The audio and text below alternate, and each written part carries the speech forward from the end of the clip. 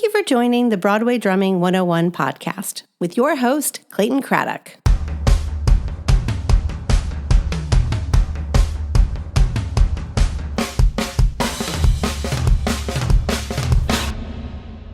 This is part 2 of my interview with Dennis Arcano. Stay tuned.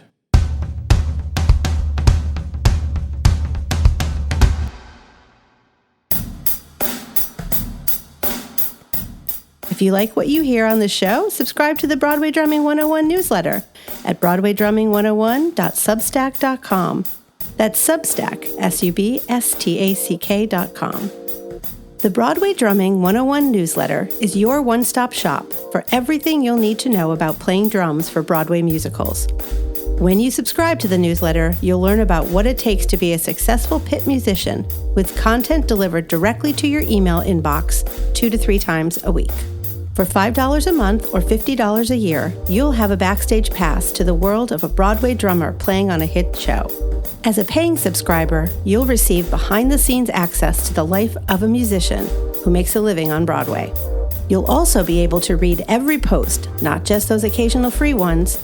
You'll get access to all newsletter issues in the archives and have an ability to participate in subscriber-only comments and events. If you become a founding member for a gift of only $75, you'll receive discounted private drum lessons, an opportunity to watch Clayton play in the pit of his show, and a 25% discount on future promotional products.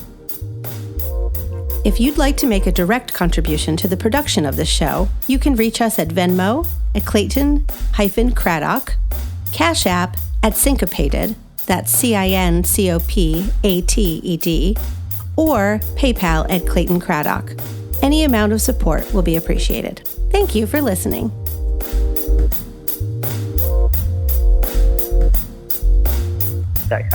Since you've been on the other side of the podium, what is it that you look for in a drummer for a show?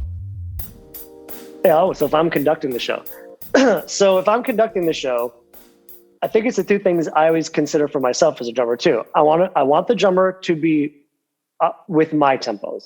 Now, especially for me, for example, the work that I've done as a conductor or a pianist, I've also done some books like High School Musical or whatever, where I've played piano, guitar, and conducted. So playing like a piano guitar book and conduct. What I'm looking for is take my tempos, not what you heard on the recording.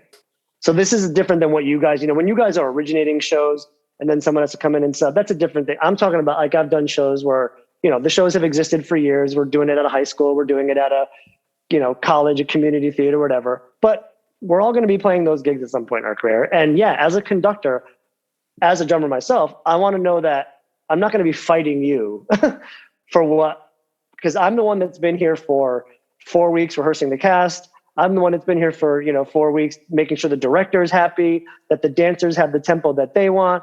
I'm sitting there with my, metronome and writing into BPM. And yeah, that might not be what you heard on the original Broadway cast recording and what you've been used to or what you want to make it, So I need you to be with me tempo-wise.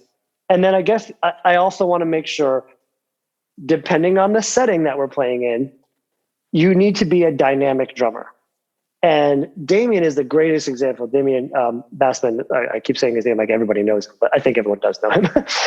He's the greatest example of somebody who I learned so much subbing Jagged Little Pill for him, like how to hit, how to hit, but without breaking people's ears, but somehow it just sounds so huge and solid. And so I had to sit there studying those, drum cam vids I took of him to study the book and be like, how is he and then so I'd look for the same thing for a drummer, that I want you to play dynamically appropriate for the space that we are in. Like, yes, I know we're doing Tommy, but we're doing Tommy in a 100-seat, cube, like theater where the band is sitting 1 foot from the first row of the audience member. So unfortunately, you can't play it like Luther did on the original recording. You got to play it with that same energy, but And I personally, I want the drummer to know how to do it with a pair of sticks dynamically, not with V drums or hot rods to like compensate. I want the sound of sticks on drums but with the dynamics that are appropriate for the space you're in. Damn, you're asking a lot there. I know. I'm, only because I've been asked to do it myself.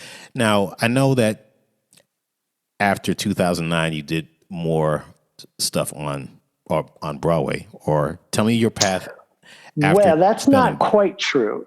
Okay. So now for someone, this is going to maybe be shocking to some people. Like, how could you have, gotten to that level, and not tried to pursue it more? And for me, maybe it's just because I had so much going on or whatever it was. And, there were a few experiences that, stressed me out for my own personal, like where I was just like, listen, I know you guys are asking for what you need and you have every right to. This is your show, whether it's the director, the jump, whatever. It got a little stressful for me. And so I kind of like gave myself a self-imposed hiatus from the Broadway scene. That's when I went. It was in 2008. I think it was right after Altar Boyz and Spelling Bees were sort of winding down. Was it because I didn't have you on Memphis? Is it my fault? Did I discourage you? I hope I wasn't the reason why you didn't get to the next level. Or that's not what I was referring to. Did I discourage you, man? I'm so sorry. No, it totally wasn't. I had some interesting experiences with some of the drummers that I was trying to. Again, I don't want to get into it, but it was just for me personally. It was definitely not you, but it was for me personally. I was like, you know what? I think I've done this, and I wasn't doing the Broadway thing full time like you guys, but I was doing the theater thing full time, whether it was Broadway, regional touring, high school things, ringer gigs, whatever, plus having a full teaching, so I came to a point around 2008 where I said, I have to do my master's if I want to keep my teaching certificate. And it's been almost 10 years and I have to have a master's to keep teaching. So I don't want to let that go. One passion I never really followed through on was my passion for, recording and writing music. That was a whole other side of it. Back in high school, like I said, I took every music class you can. And the one that was the most fun was, now again, that we're talking mid 90s. I graduated high school in 94. So early 90s even, we had an electronic music class, which was basically like a 4-track tape player where we learned how to record a drum and then add this, or back in the days when we used to do it with my bands, we would have a tape player and we'd record the drums and then we'd play that tape player out into another tape player and sing the vocals over it. That's how we multi-tracked, the guerrilla way, the ghetto way. But I'd always had that passion. And so I was like, well, I went so full in on music. And this is where it ends up there's a happy ending, I guess, is that when I took that break and went back and did something different. So I went back and did this studio composition masters at SUNY Purchase. It kind of reignited my passion for pop music again and writing and hard rock and all these things that, that theater is always like Warren Oates said it great, where it's like, this is always going to be musical theater. It's going to sound like musical theater. Even if we're doing Tommy, the Tommy version of musical theater doesn't sound like the Who's version of Tommy, like for better or worse. It is what it is. So going back for me, it was like, okay, now I can pursue this other passion for a while. And I got into work independent artist, making a few, independent records and recordings for people, playing some more myself, just like I did, honing my guitar, bass, keyboard skills, doing some more singing, writing my own music. I started writing my own musical called American Requiem that I did a little workshop thing just locally for, so nothing that I was ever looking to be a true career path change, but it was a good break from that. And then I would say somewhere between, I finished that program in 2010 and we're in 2021. So sometime between now or 2010, 2018, it was like a little 8-year, I kind of went like, okay, let me see if I can start finding my way back to the theater thing. And maybe I let too much time go by and people aren't going to, they're not going to, there's 100 other guys that are coming up, whatever. And lo and behold, I live about 20 minutes from Ridgefield, Connecticut. And the Ridgefield Playhouse is a venue that's been there for years and years. They have so many great acts that come through there. I've played there many times. I've played with Mario Cantone there. I did his Laugh Horror show with him when it came touring. I played with Bernie Williams there, the Yankees, who's also guitarist. I did a couple of gigs with him there. But I went and saw a performance. I don't know why I keep coming back to Tommy, but I saw a performance of Tommy that was being done by this group of theater performers who lived in Ridgefield and were going to start their own equity theater. And they were doing some like one-off, one-night, things at first. And it was an actor-director named Daniel Levine, an actress-producer named Katie Diamond, and a music director named Brian Perry. And the three of them all live in Ridgefield. And Ridgefield is oddly this like hub of like Stephen Schwartz, composer, lives there. Alan Menken is somewhere in the area, not at Ridgefield exactly. Debbie Gravitt, Tony Award-winning actress in Ridgefield. And I've worked with all of them over the years in some way, shape, or form. It's very strange. So it kind of seemed like they wanted to bring live theater to this area. And I watched that, and I can never pronounce his name correctly, Joe, who's the drummer on Avenue Q, Horshevsky. There you go. See, I was going to mess it up. He was playing drums for Brian on that production of Tommy. Brian was conducting it. And I just went like, whoa, these people are doing like the kind of theater I want to be doing locally without having to go into the city and worry about So I looked up Brian, and again, going back to who you never know who knows who, at the time, he was also the conductor of Wicked on Broadway. He had been conducting it for about 5 years. And so ding, ding, ding, in my head, I go, well, then he knows Stephen Oremus, and Stephen and I go back 20 years. So got on hey, Stephen, let Brian Perry know this guy, Dennis, in his area that would love to work for his theater and yada, yada, yada. Stephen came through for me and texted Brian. Brian and I got together and had a lunch, hit it off right from the minute. And he was basically like, well, listen, I don't really know any musicians in this area, so you can be my house drummer, you can be my contractor and hire the bands, and you can be my keyboard, synth, drum programmer, since you mentioned those are all things that you do. And I was like, cool. So this was 2017 when I first met them. And then in the summer of 2018, we opened a Contemporary Theater of Connecticut, or ACT of CT, as we go by now. And I've been their resident house drummer, programmer, contractor since then. And that was sort of my gateway back into doing the professional theater thing again. And then that's what led back to finally now being back subbing on a Broadway show, because Brian Perry is the conductor on Jagged Little Pill. And when that was in its out-of-town tryout out in Boston, wherever it was, he kept saying to me, hey, listen, we love you at ACT. You're a great drummer. Do you know Damien? I'm like, yeah, we're friends on Facebook. We've crossed paths. I actually met Damien years ago. His sister, Nilly, I think her name is Nilly. Sorry, Damien, if I'm saying her name. She was in a production of Stephen Sondheim's Follies, oddly enough, that I played at Barrington Stage. And Damien had been in the audience. He was coming to see his sister, and he reached out to me like, "Hey, man, I'm a drummer in the city. I heard you playing.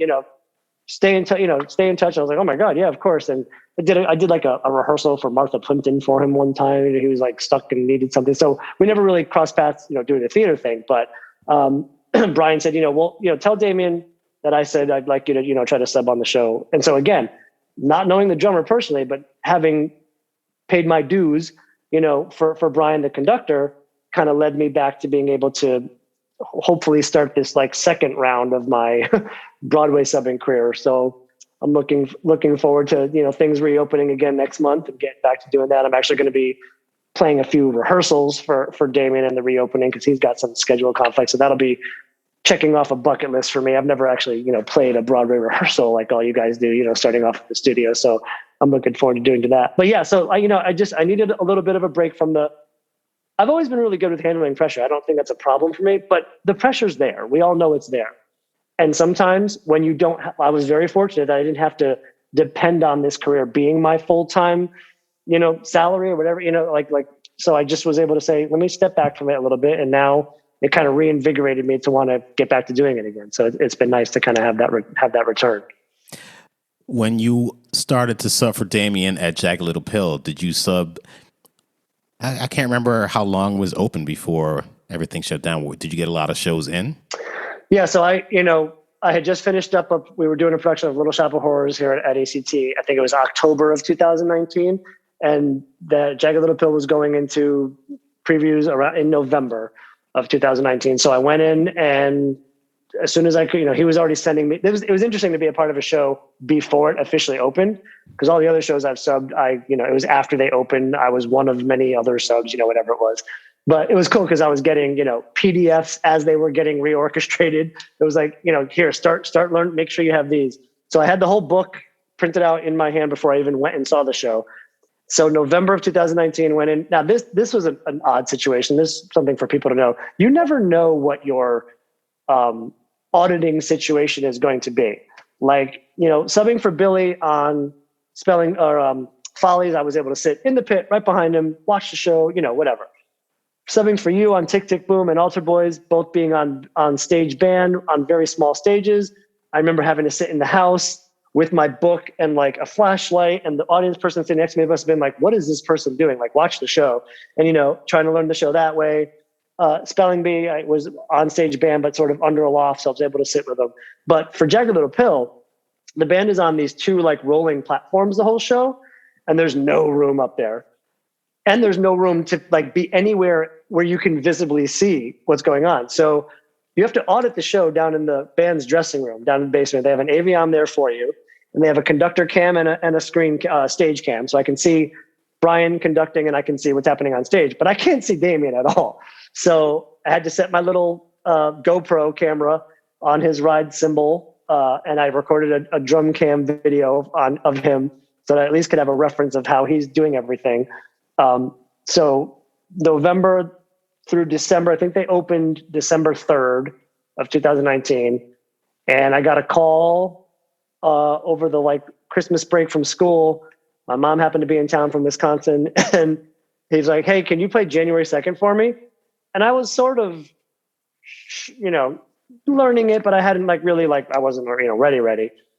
So this was like, maybe like I had about a week, and you're not going to say no. So I'm like, yeah, of course. And my poor mother, who was here visiting me for the holidays, had to listen to Jagged Little Pill being bashed around in this studio for like, because I was just like, now I got to go into like, performance mode. But yeah, I ended up getting in there I had four performances I played before the shutdown happened. So I was just starting to get comfortable with it. I had just been designated. So for those of you that don't know, if I'm trying to help our listeners out there, so when you're a sub on Broadway, there's a process. And my mom actually asked me this. So she's like, well, who decides if whether you can, stay? Is it the drummer? I'm like, actually, it's a conductor. So drummer preps you, you prep, you do your work. It is the craziest. I always say, I remember you saying that one of your drummers said it's like a 2.5 hour heart attack. I think subbing Broadway shows is like jumping on a moving train, because you have something that's a well-oiled machine, and now you're that one. And you're a pretty integral part. I mean, drummers are drummers, like it's like jumping on that moving train. Then you have to drive it. Yeah, exactly. It's no pressure. So yeah. With passengers on board expecting to get to where they want to go, and they paid a lot of money. Right. And unlike the understudies or anybody else who at least gets a piano rehearsal or a run through whatever, it's like the audience, their paying customers are there, and hope you did your homework. Now for this one, since it was Brian, it was a weird experience. It was literally like, 2 minutes before curtain, Brian's not even there at the conductor. He just shows up. He's like, hey, Dennis, and we go. And I'm like, cool, And luckily for me, it went good. It went well. I had done my homework. But so designation. Yes, thank you. Yes. So after that first date, if everything goes well, the conductor approves you. Approving means you did your homework. Maybe you had a flub or two. The nerves got you at your first show. As long as it wasn't a train wreck, you've been approved. You get a second chance. You can come back. After you've done now, but as you're subbing, the rest of the band cannot be subbing out yet. You've got to be working with the at least most of the contracted musicians. There's no other subs in the pit with you when you're playing your first shows. And then once you've gone through for Jagged Little Pill, it was that third or fourth performance where I became a designated sub, which now means that I'm designated. I can sub whenever. So if there's 10 other subs in the band, it could be their first times. They could also be designated subs, but I've at least gone through that process of making everyone feel comfortable. Like he knows the show. He's solid. He's good to go. you've been approved, you've been designated. So luckily for me, I've already gone through that phase. I think that's the only reason why I'm able to help Damien out for some of the rehearsals. Is that, I know the show. I've been working it back up in here, over the past couple of weeks, trying to, get it back in shape. And yeah, so that's the process we go through to be able to have that job as a running gig.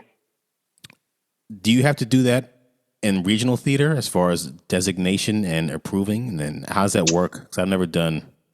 Sure. Yeah. So for the regional theaters that I've worked for, it's been a mix of union and non-union gigs. So the union gigs will be a little bit stricter, obviously. I've never experienced any kind of approval or designation with subbing.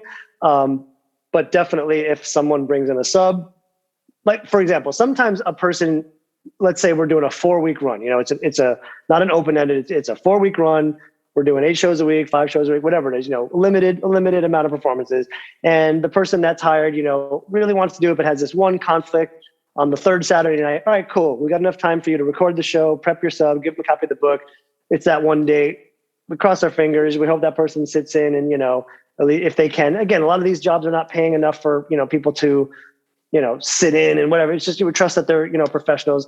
But if that sub is going to be there more than once, we usually do, say, okay, listen, we're letting the contractor player know, like, okay, if this sub is not good, make sure you've got a 2nd or a 3rd ready for you, because we don't want to have someone, especially for a limited run, our audiences and our reviewers are only going to have so much time to see our show.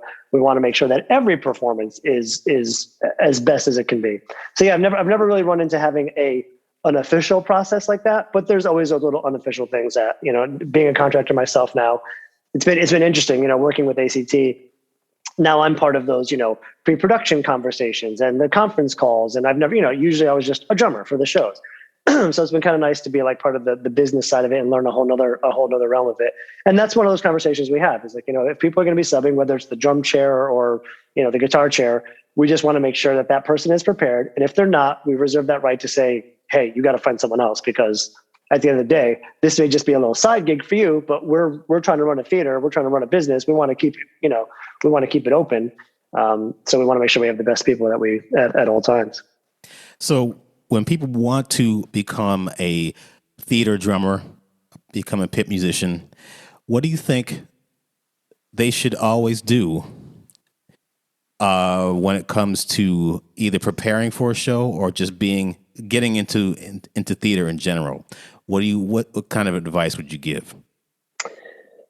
Well, if people have been following this podcast, I think, and again, I've known a lot of the drummers you've talked to. I've either worked with them, met them, sat in with them. I hope people are finding out that there's one thing that everybody has in common, and that is being humble about what you do and not being arrogant about your abilities. So you need to be confident. You're the drummer, right? The drummer, you're going to notice if the drummer is not prepared. You have to be confident, but you can't walk in like your, what doesn't stick. You know what I mean? Like you have to remember that you're just one piece of a many pieces moving puzzle that, that you have to be able to be confident without being arrogant. So I always tell people with theater stuff, if you want to be, whatever it is, be showy drummer that's doing master classes on your specific way of then, like a Dave Weckl or whatever else kind of, this is not that scene.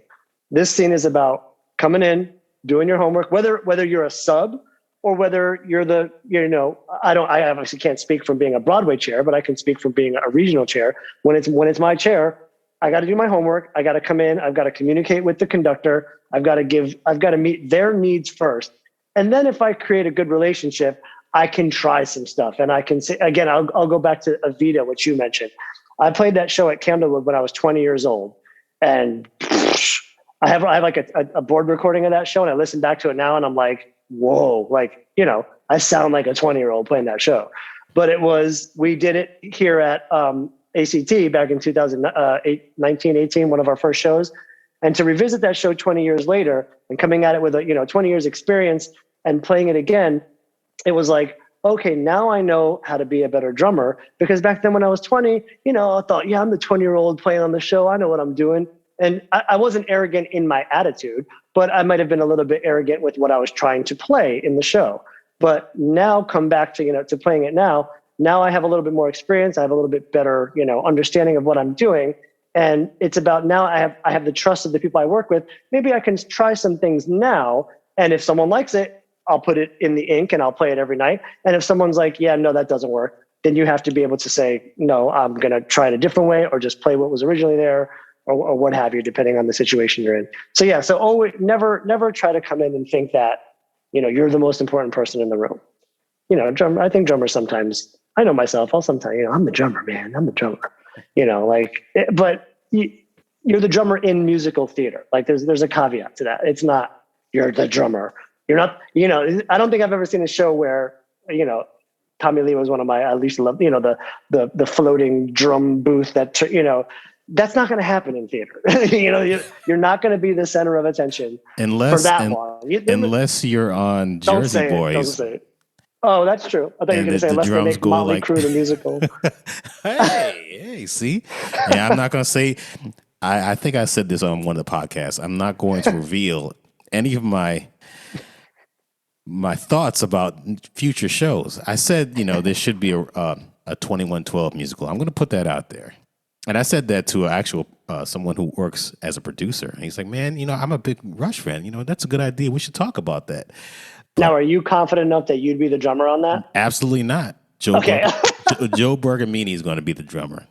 He knows it. I think I might have said this on Facebook. It's like, dude, you're it. Because people are like, who should be the drummer on that show? And people are like, Joe Bergamini. Joe Bergamini. So I've never seen him play. I just know he knows Neil, and he's studied him, and he's like the Rush god. But anyway, yeah, Motley Crue musical. What would that be called? It'd be called Girls, Girls, Girls. Come on. What do you think it would Girls, be Girls, Girls. Dr. Feelgood. No. Dr. Feelgood. Dr. Feelgood, the musical. And now you're talking. It could be about some kind of doctor that heals people, and it could be, I don't know. We should discuss this. Who do we talk to? We talk to Ty, and then are you going to be the drummer on it, or is Sean McDaniel because he loves Motley Crue? I defer to Sean. I think his resume is like.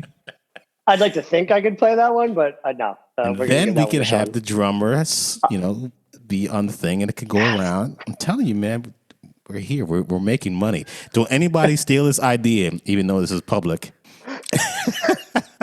We got the rights. Hold on. I'm going to call Tommy Lee. Tommy. I wonder who. Here's a funny Tommy Lee thing, though. This is one of those, like, again, just so that everyone knows how small this community of like musicians are. So like, Tommy Lee was definitely one of my drumming influences as a guy. Not that I could play like him, but I loved watching him. I wish I loved Motley Crue stuff. So, and I'm like the most like, I never had, this is the longest my hair's ever been in my life. I'm not like, no tattoos, no drinking and drugs. And like, so it was never, I just loved his style. So fast forward in college, one of my, classmates, his name is Steve Morrison. We hit it off. He actually played in that same senior recital with Matt Beck with me. He played some mallet stuff for me. He went on to become Tommy Lee's drum tech on the road, and then went on to become Nate Morton's drum tech on The Voice, the NBC show The Voice, for years. Oh, wow. And I've stayed in touch with him, Steve. He goes by Steve-O now. And he builds snare drums now, DTS, it's Drum Tech Services, or snare drums. And I have a custom snare drum back here that he made for me. But it was like one of those times where I just went, man, this community is really small. Like someone I went to college with became the tech, the drum tech for like the drummer that I wanted to be one day. That's cool. And Tommy has a drum made by Steve, and I have a drum made by Steve. And that's just like, I remember what it was. He texted me one day, Steve, and he goes, look, you and I have been texting back and forth. And look, he screenshot his text messages, and it's like me texting him and Nate Morton and Tommy Lee. And I'm like, I'm on the same screen as these guys now. Like, just that's enough for me. Like that was just so cool. But yeah, it is strange how many, it's just a small community of musicians out there doing stuff, which is so, once you can get into it and you can meet a few people, you just have to be someone that people like to work with, and just don't turn people off with your attitude. Playing is one thing. A lot of your guys have said this on the podcast. Playing is one thing. Obviously, you got to be a good player. You're never going to get called back if you're not a good player. But you also have to be someone that people can at least connect to, talk to, feel like, we can have a conversation with. So, I feel I'm a bit of an introvert. I'm not always the most best, small talk person. But when I'm in those working situations, I want to step out of my comfort zone and make people feel like, you don't have to feel uncomfortable with me. So that's another plus for people to do. Speaking of gear, what kind of gear do you use and why? So drum wise, I've had the same Pearl Export 1989 drums for however many years now, going over 30 years now, right? Yeah. Wow. And I mean, I think those drums are a lesson in know how to tune, know how to, buy good quality heads. I use Remo. I've always been a fan of Remo. Finally going back to like just, good old coated ambassador after going through all of them. I'm back to like Remo coated ambassador. I think I've got some Aquarians on them right now, but I've used these on recording sessions. I've used them on, professional shows, and they sound awesome because, I've learned they didn't always sound awesome. I had to learn how to be a better drum tuner and just to get things to have better overtones and just get good sound out of it. But always been a fan of my Pearl drums. The other one behind me here is my only other drum set I have is a custom AOT drum set, which I bought in 1996, actually for that Avita gig on Kenwood was the first time I bought this drum set. I was like, I think I need to step up my AOTs now that I'm starting to do professional work. So the drum shop in Norwalk, Connecticut, where I live, Norwalk Music, was owned by a drummer, and he was on the AOT kick long before a lot of other people were. And he had like a ton of the sets sitting around there. And I just was like, I always like seeing like, well, no one knows what this is. I'd like to try something that people aren't familiar with. I sat down on that drum set and I was like, yep, I'll take them. They were awesome. So Pearl drums, AOT drums, Zildjian K cymbals have always been my go-to, just for no other reason than the drummer who I played with in middle school had Zildjians, and so when I started I just bought Zildjians too. So they've just always they've never let me down. I've played Paiste, I've played Sabian. I've just always come back to Zildjians. I really enjoy them. Vic Firth sticks most of the time. Yeah, I mean, there's the thing is, I think with there's a lot of good products. I don't think there's like one that we can say like oh, you have to use Pro, you have to use Yamaha, you have to use. There's some just find the one that fits the sound that you're looking for. What's the most difficult show that you've done and why? In the city, like Broadway, or in general? In general. Both. Probably West Side Story, because it was not in my wheelhouse stylistically with all of the Latin stuff. And I've played both books of that show. So the original show, like when you get the MTI one now, I think it's like a now, printed score. But when the times that I've played it, it was back when it was still like the handwritten version of it. And it can be done with two percussionists if you know how to split it up correctly. And so there was a teacher colleague of mine, he and I have done the show a bunch of times together. But the first 3 times I did it, I played the percussion book. So it was all the timpanis, xylophone, mallets, bongos, congos, all that stuff. And it was just like, whoa, that was, it was just, especially it's the song Cool. It has like the canon section, and there's like the vibraphone riff that everyone plays in canon with each other. And it's just took me forever to learn that one. But it was like one of those pat myself on the back moments when I finally got it, like, yeah. And then a few years later at Barrington Stage, the theater I played with up in Massachusetts, we did, and I played the drum book to it. So again, just playing all that swing and Latin stuff was definitely, I was an 80s rock kid, so that was always easier for me to do. So again, when I always feel accomplished when I can do something outside of my comfort zone.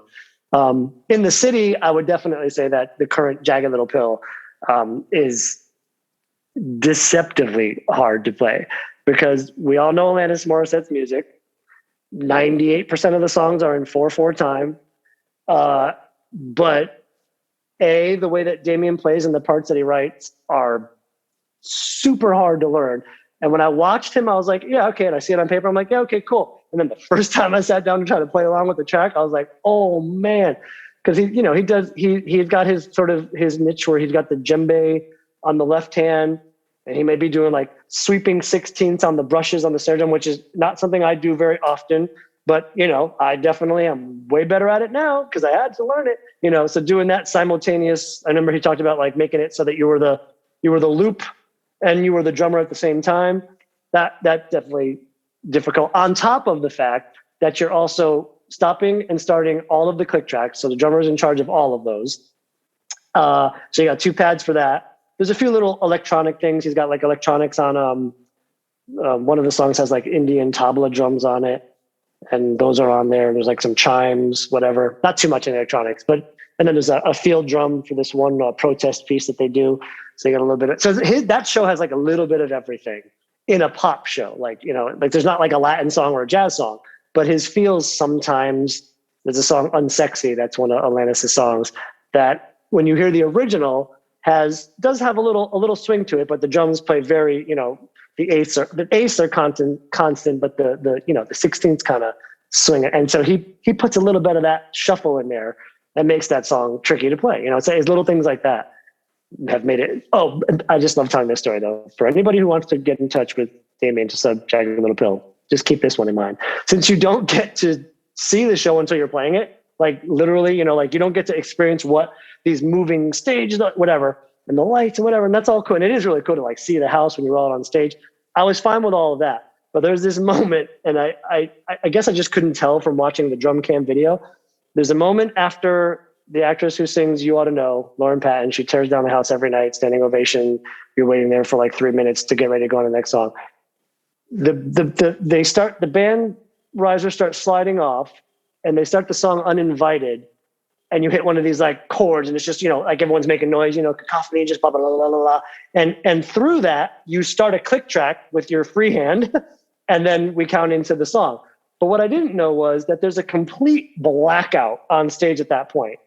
So my first show subbing it, that was definitely your friend said a 2.5 hour heart attack. I had my like 5-second heart attack for real there. I hit the chord, and I cannot see the pad that I have to start this click track for. And I'm like, in my head, I'm going, oh boy, fired on the first gig. This is going to be great. Somehow I got it. Everything went off smoothly, so another note to everyone is be prepared for the things you can't be prepared for, because there will be something that you have to, whatever. Yes, there will. So my second show back, I text Damien after and I go, I left you a present. And I put glow tape on that pad now, just for myself, so that when I'm covering it, when we go into that blackout, I'm just like, oh, there's the pad. Perfect. I can start the click track. Yeah, that was definitely like a lost my, like sense of self for a minute. Like, where am I? What kind of projects are you working on right now? Doing some subbing for Damien in the fall, doing some rehearsals for Jagged Little Pill reopening. So that's kind of cool. ACT is at the start of our 4th full season right now. So I'm contracting for them. We have Smokey Joe's opening in October. I'm not playing that one, but I contracted and did the programming for that. And we have, we're also doing a brand new debut musical called Nickel Mines, which is about the Amish school shooting in Pennsylvania. It was supposed to have opened March whatever of 2020, and we had to can it. So we wanted to bring this company back to do their premiere. So we have that one in January that I'll be contracting for as well. And then we're also doing Jesus Christ Superstar in May, and then we're ending our season in March of 2022. We're ending our season with Rent, which is the show that I credit me being in theater because of. So I'm playing that one. I'm looking forward to it. I'm contracting myself right now to be playing that drum book on that one. So I'll have that season to do. And then, well, all right. So I guess I shouldn't make maybe we can do, I don't know if anyone's interested in my playing, but maybe we can do a follow-up for your subscribers on your Broadway drumming. Cause I have 2 projects that are still in contract negotiations that have not been made a public press release yet. So I can't really say anything right now, but I will have I do have a cast recording coming out. And I do have a show that will be streaming on one of the like Netflix Broadway HD things there. So I'm finally getting to check those off my list of like being able to say like, like when people say 50 years from now, I'm studying Clayton Craddock's playing on Tick Tick Boom so that I can play that show. There might be a show that someone might get to listen to me play 50 years from now, but I'll have to follow up with you on that when all the contracts are signed and all of that. So yes, I do have a couple of recording projects as well that are coming out in the next year. But that's great. So, and still teaching, so keeping me busy. Now, you teach where again? You teach middle school, high school? I teach, get ready for this. I teach kindergarten through fourth grade, general music in Bethel, Connecticut. I've been at the same job since I graduated from WestCon in 1998. It was I graduated in May of 98 and I had the job in August of 98. I mean, it's general music is so like, for those of you, you have your band classes, you have your orchestra classes, you have your, choir classes. But in the younger grades, you have the general music class, which is usually part of a specials rotation. You might have gym, you might have PE, you might have art, media, library, computers, and music. So I'm the teacher that gets every student in the school. It's not an elective, it's a required course. And I see them from kindergarten through fourth grade. I use this really cool online music curriculum called Quaver Music, which is basically a curriculum that has everything you need for teaching. It teaches music theory, it teaches performance. We use lots of rhythm instruments in my classroom. We do singing. And obviously this past 2 years with the pandemic has caused a lot of issues in schools and virtual learning and trying to do things with masks. And we're figuring it out, and we're not back to normal, but we're still in my district and we're still masking up and we still have to space kids out, a certain amount of distance and stuff. And it creates some issues, but I think it's one of those things when people say to me, how old are you? And I'm like, yeah, I'm 45. And it's like, yo, you don't look 45. You don't act 45. I'm like, well, just try hanging around 5 to 8 year olds for 8 hours a day. And you have to find those, moments in life that are let's not be too, let's look at things through those kids' eyes every once in a while. And it kind of puts things into perspective for you sometimes. So I definitely, that's why when people always said to me well, you have this career as a musician too. Why don't you go and pursue that? And I always say, this is just me. That side of my career has always been I don't want to say selfish, but it's something I've done for me, playing and whatever. And I feel being a teacher is something I can do to inspire the next generation, right? It's something I can pass on more to other human beings, hopefully find a love of music and it is great. And, I've been teaching so long now that I have colleagues who were students of mine, they've come back and become educators and I was going to ask you about that. Yeah. And I have kids of former students. Well, that's so weird, but it's so cool when they'll say to me oh, Mr. Arcano, I remember when we did this, holiday concert or whatever it was, or when we played the recorder or whatever it was. And it's just that's just so cool that you leave a lasting memory with someone and it's in music. You know what I mean? They're not going to remember taking their SATs. They're not going to remember doing their standardized testing, the stuff that we say is important in education. They're going to remember those experiences that made an impact on them. And I'm always so happy to know that I can be a part of that for a child and when they become an adult. Well, you can retire now, right? Nah, not yet. Not if I want that full pension. So is it 25 years? No, in Connecticut, they drain you. It's 30. The max you can go is 37 and a half years. I don't know why that half year. Yep. That's where you can receive your full pension. But once you've taught 15 years or more, you start grandfathering into a certain level of pension. So for those of you who care, if I retired now, I could start collecting a pension when I'm 65, but it would only be at a 50% rate, as opposed to if I go to, 30 years, it would be at a 60% rate. And if I go to 35 years, it would be at so that's why they max you at 37 and a half years. It's basically, they double the years. So 37 and a half years get you to a 75% pension rate in the state of Connecticut. So. You going to make it that long? I don't know. I like it. It's just, I don't know if it's the world's changing, but it's changed a lot. It's not the same job it was. I mean, I guess nothing is. The world is the same that it was 10, 15 years ago. So it's just, it's a little more exhausting now than it ever used to be. Again, I'm older. That could be part of it too. But yeah, I mean, like I said, I do like being able to inspire the next generation of musicians. I like being able to pass on my knowledge to, of what I do have to share with children and try to get them, I want to keep the arts alive, and that has to happen somewhere, so I definitely like that part of it. But yeah, I mean, I haven't quit yet. So I feel like I'm probably just I'm one of these like very, what term can I use? I'm a dedicated person. Like when I'm into, like, I've been at the same job. I've been married for 22 years. I like to see things through. I like to, I'm a dedicated person. So my career is just another one of those things where I'm like, yeah, I'm going to, and again, knocking on wood, haven't had to do some of the corporate things or day jobs like, I hear people talk about. So it's just another way of, I never say to people, I'm a music teacher or I'm a drummer. I always say I'm a musician, and that everything I do is connected to that. Like I'm a drummer in theater. That's part of my job as a musician. I am a public school music educator. That's a part of my job as a musician. It's just how I've always looked at it. One last question. Where can people find you? Well, I'm on the musical theater drummers page on Facebook. I often try to post some things there or answer questions for people. My YouTube channel, which I guess is whatever, Dennis J. Arcano, Arcano.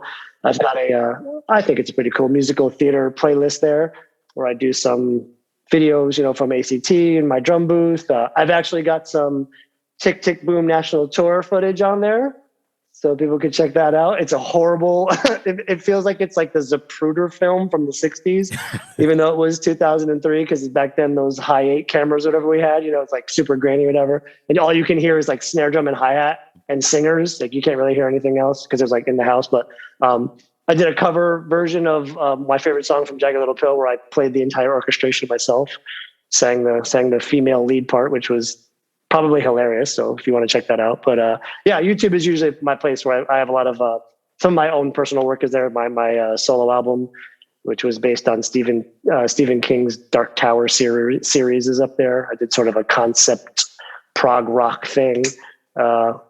Cover songs that my wife and I have done are up there. So yeah, YouTube is just sort of my jam for social media. You have a website? I do not. Ah, interesting. No. Never wanted one? No. Never got into it? No. Okay. No. I don't know. I've been lucky enough to keep a career going without that. I guess for me, this is going to sound self-deprecating, I guess. I never thought I was like important enough to have but you know what I mean? Like, I don't know, like you're Clayton, you've got a Broadway career. You're like, so you got a website. That makes sense. People want to find out about Clayton. I've never felt that I don't know. Who knows me? We're going to start one now after this podcast. Amazing. You are now important. Actually, you've been important for many, many years. So you're too kind, man. Important to the kids that you've, mentored and, your family and people that you work with. And you have this regional theater credentials, man. Yeah, no, I'm a very happy person. I'm a very fortunate person in my career. I think it's also just the hassle of technology sometimes for me. Like, it was cool enough getting a studio recording and learning how to do all this stuff and learn about audio engineering. And then I just go, a website. Now I got to learn coding and, web design and graphic. And I just don't know. It always seemed like too much for me. Yeah, I hear you. Well, thank you, Dennis J. Arcano. J stands for Joseph. All right. My grandfather's name. Yeah. Really? Well, thank you for being a part of this podcast. It's great to catch up with you and learn a lot more about you that I didn't know. I hear your backstory, and hopefully your words of wisdom will inspire the next generation of Broadway musicians. Hopefully I'll see you walking around Times Square one day. Yes, we definitely got to catch up. Yes, I'm humbled and honored to have been a guest on your show, man. It's been really great talking with you too, and hearing what all these drummers have to say and learning from each other that's what it's all about, man. Share the knowledge. So thanks for doing this. This is great. Thank you for listening to the Broadway Drumming 101 podcast. Head over to the Broadway Drumming 101 YouTube page where you'll find unedited conversations that I've had with some of your favorite musicians. On the YouTube page, you're going to find bonus content that I don't feature on my Instagram page or here on the podcast. Don't forget to subscribe and click on that little bell at the top so that you'll be notified when a new video is uploaded. Thank you for listening and stay tuned for more.